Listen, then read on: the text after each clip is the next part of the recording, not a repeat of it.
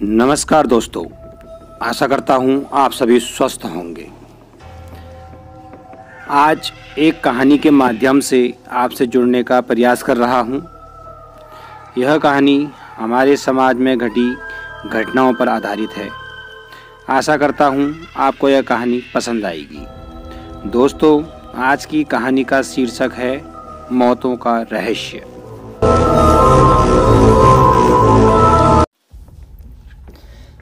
राम नारायण शर्मा जी और विजया देवी का स्वास्थ्य खराब हो गया। वे डॉक्टर के पास जाते हैं। डॉक्टर ने जब चेकअप किया तो मामला फूड पॉइजनिंग का लगा। डॉक्टर ने दवाइयाँ लिखते हुए कुछ परहेज बताए, जिसके बाद राम नारायण शर्मा अपनी पत्नी के साथ घर चले गए। लेकिन यह मामला उतना साधारण था नहीं जितना लग रहा था।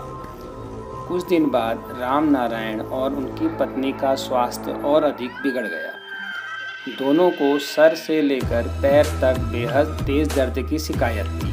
होंठ काले पड़ गए थे और जुबान अकड़ गई थी, मानो कुछ कहना चाहते हों लेकिन कह नहीं पा रहे थे। अपने माता और पिता की ऐसी हालत देखकर पहले तो राम नारायण जी के बेटे प्रकाश ने अपने माता पिता को सरकारी चिकित्सालय में दिखाया।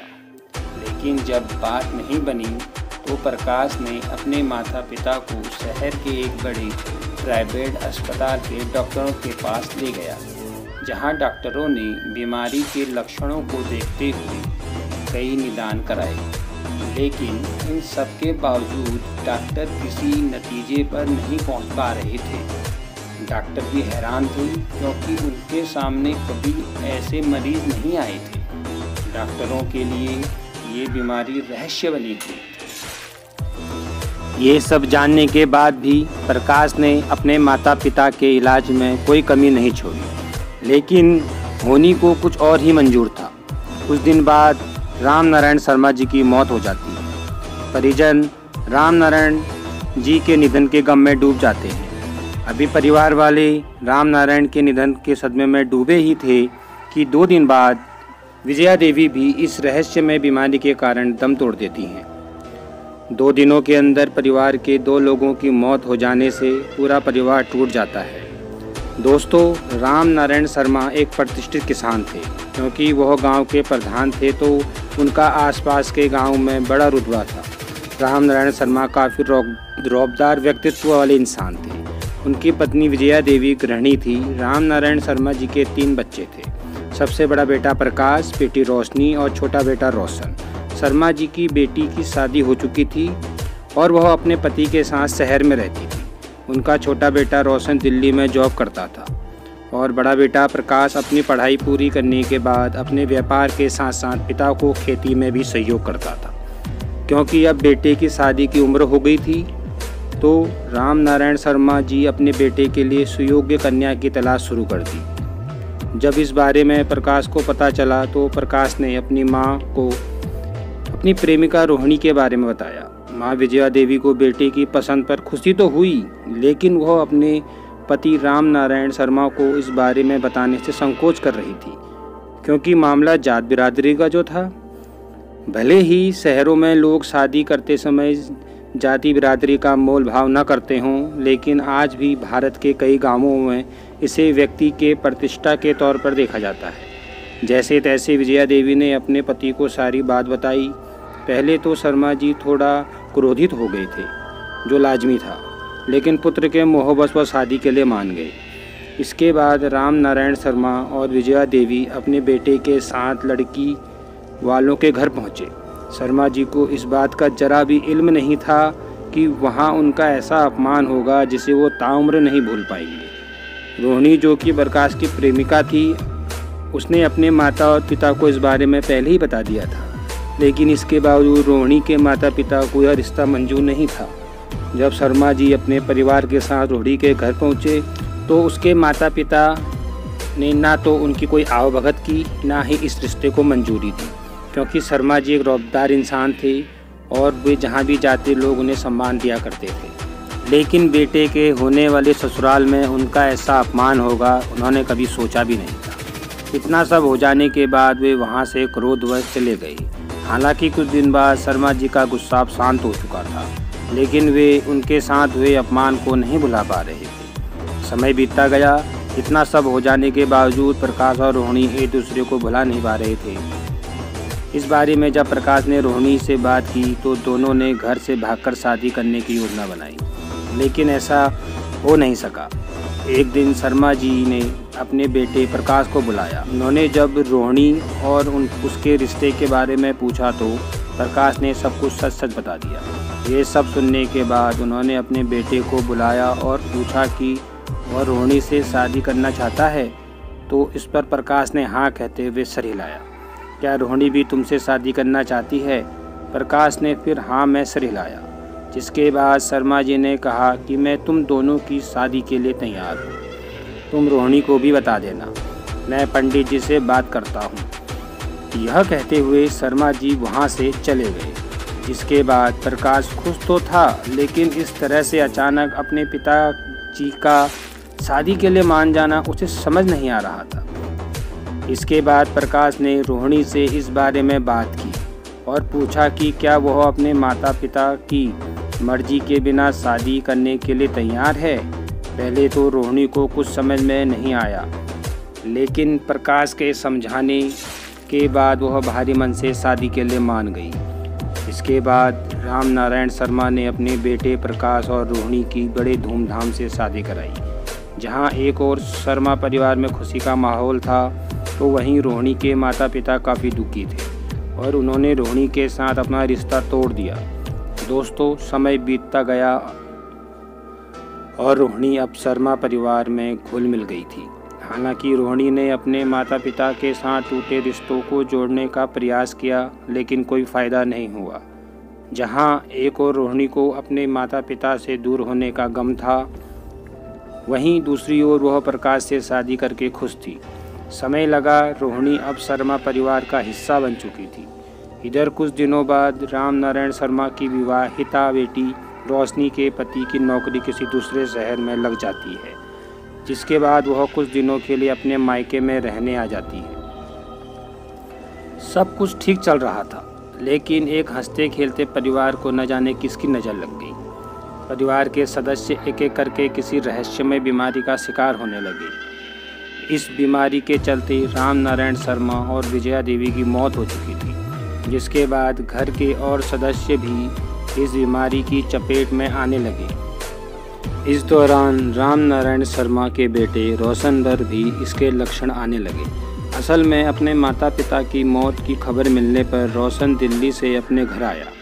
इसके बाद जब वह माता पिता के अंतिम संस्कार और क्रियाक्रम के बाद जब वो दिल्ली पहुंचा तो उसकी हालत बिगड़ गई। इतनी बिगड़ गई कि उसे दिल्ली के ही एक अस्पताल में भर्ती होना पड़ा। सोचने की बात यह थी कि जिस कार से रोशन अपने घर आया था, उसके ड्राइवर की हालत भी काफ़ी ख़राब हो गई। ड्राइवर को भी अपने इलाज के लिए एक प्राइवेट अस्पताल में भर्ती होना पड़ा। इस दौरान बीमार रिश्तेदारों की मदद के लिए पहुंचे राम नारायण की साली का लड़का भी रहस्यमय तरीके से बीमार हो जाता है। उसे भी अस्पताल में भर्ती होना पड़ता है। इस पूरी कहानी में एक गौर करने वाली बात ये थी कि शर्मा परिवार के वही लोग बीमार पड़ रहे थे या मारे जा रहे थे जो राम नारायण शर्मा के वहाँ गए थे। परिवार के ऐसे सदस्य जो राम नारायण शर्मा के घर से दूर थे, उन्हें ना तो किसी बीमारी का असर हुआ, ना ही किसी की जान गई। यानी शर्मा परिवार में कुछ तो ऐसा ज़रूर था जो लोगों को बीमार कर रहा था।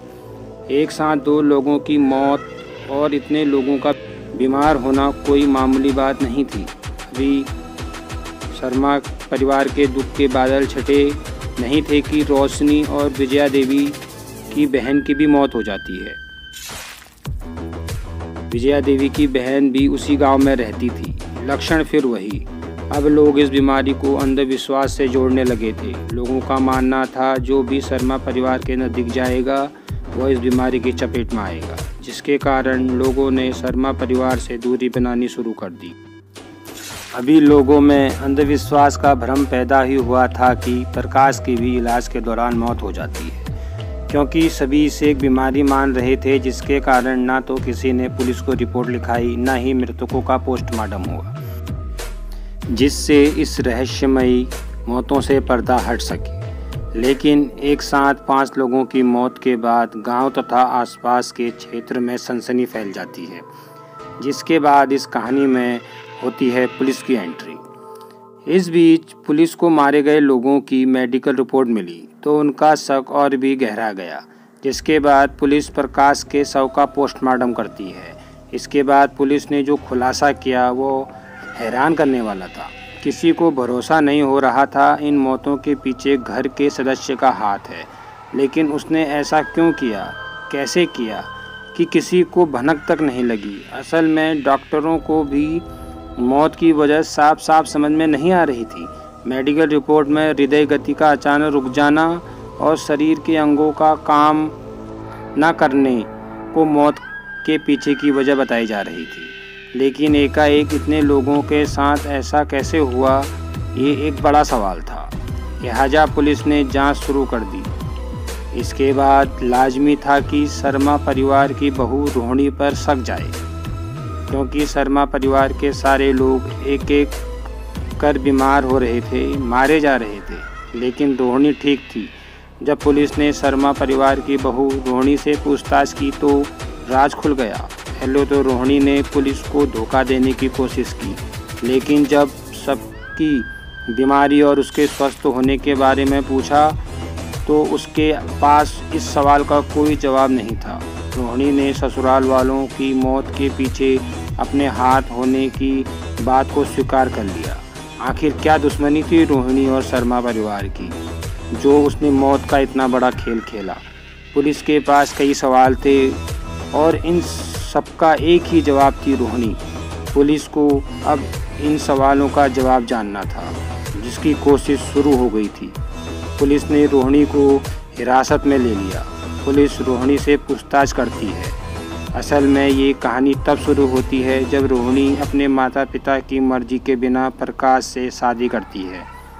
रोहिणी ने बताया कि उसने अपने माता पिता की इच्छा के विरुद्ध प्रकाश से शादी की थी, जिससे दुखी होकर उसके माता पिता ने आत्महत्या कर ली थी। रोहिणी बताती है कि उसके माता पिता की मौत का जिम्मेदार वह स्वयं को मानती थी। उसके माता पिता उसकी शादी से दुखी थे, उन्होंने इस कारण से आत्महत्या की थी। दरअसल रामनारायण शर्मा रोहिणी के माता पिता द्वारा किए गए अपमान को भुला नहीं पा रहे थे। इसका बदला लेने के लिए उन्होंने रोहिणी के माता पिता के मर्जी के विरुद्ध प्रकाश और रोहिणी की शादी कराई थी। शादी के बाद रोहिणी को ससुराल में प्रकाश और उसके घर वाले परेशान करने लगे, उसे ताने देने लगे थे, जिससे रोहिणी बदले की आग में झुलस रही थी। यदि रोहिणी शर्मा परिवार से बदला नहीं लेती तो वह स्वयं ही इस आग में भस्म हो जाती। अब सवाल ये था कि इस हत्याकांड में रोहिणी का साथ किसने दिया। इस मामले में जब पुलिस रोहिणी से पूछताछ करती है तो नाम आता है रोहिणी की मामी पुष्पलता का। पुष्पलता उसी गांव में रहती थी जहां रोहिणी का ससुराल था। पुष्पलता पुलिस को बताती है कि रामनारायण शर्मा ने उसके ज़मीन पर कब्जा किया था, जिसका उन्होंने विरोध भी किया था, लेकिन कोई फ़ायदा नहीं हुआ। रोहिणी ने बताया कि एक दिन उसे उसकी मामी पुष्पलता मिली। बातों बातों में उसने सारी बात अपनी मामी को बताई, जिसके बाद दोनों ने अब शर्मा परिवार को ठिकाने लगाने की साजिश रच ली। इस पूरे मामले में एक और सवाल था जिसने सभी को परेशान किया था। वो सवाल था आखिर वह क्या चीज़ थी जो शर्मा परिवार के मौत का कारण बनी। पूछताछ में पुलिस को पता चला कि रोहिणी कृषि विज्ञान की टॉपर छात्रा थी, जिसके चलते उसे कई तरह के जहर, कीटनाशक आदि की अच्छी जानकारी थी। रोहिणी ने बताया कि उसने अपने ससुराल वालों के खाने में आर्सेनिक नामक कीटनाशक दवा।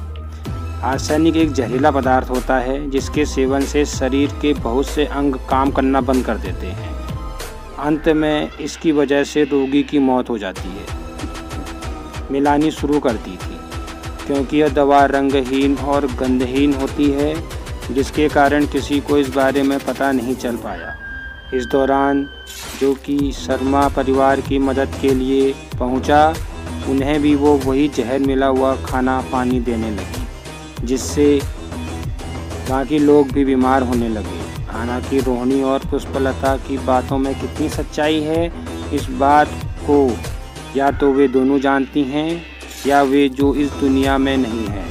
इस मामले के खुलासे से जहां शर्मा परिवार से जुड़े लोगों ने राहत की सांस ली, वहीं 5 लोगों की मौत ने रोहिणी को अपनों का ही कातिल बना डाला।